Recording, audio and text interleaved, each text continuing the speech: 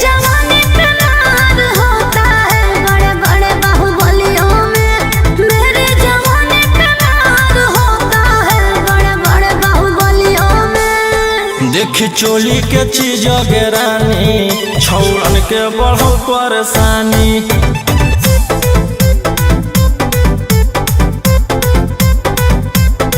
देखी लहंगा के चीज रानी छौड़न के बढ़ो परेशानी।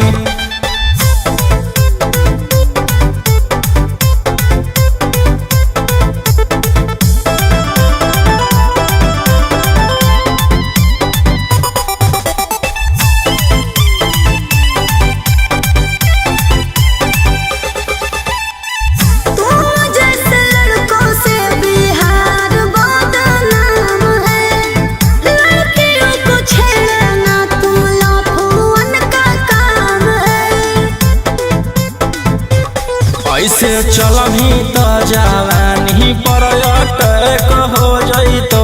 लइकन छोड़ छौड़ी बुढ़ावो के हार्ट अटैक हो जइतो। आग का गोला बुझो न पानी। देखी चोली के चीज रानी छौड़न के बढ़ो परेशानी।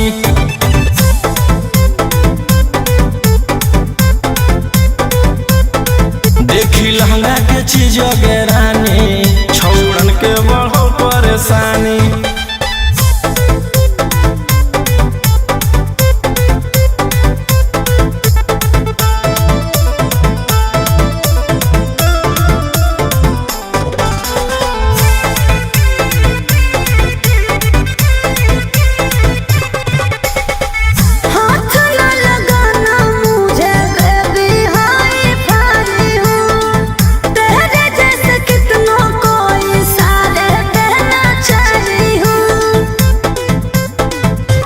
रौशन रोहिया के नजर पर जखनी चढ़ जाइमी।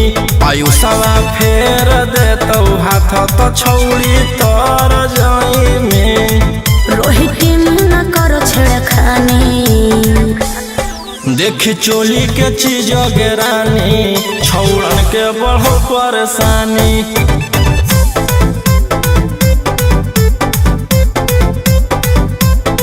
देखी लहंगा के चीज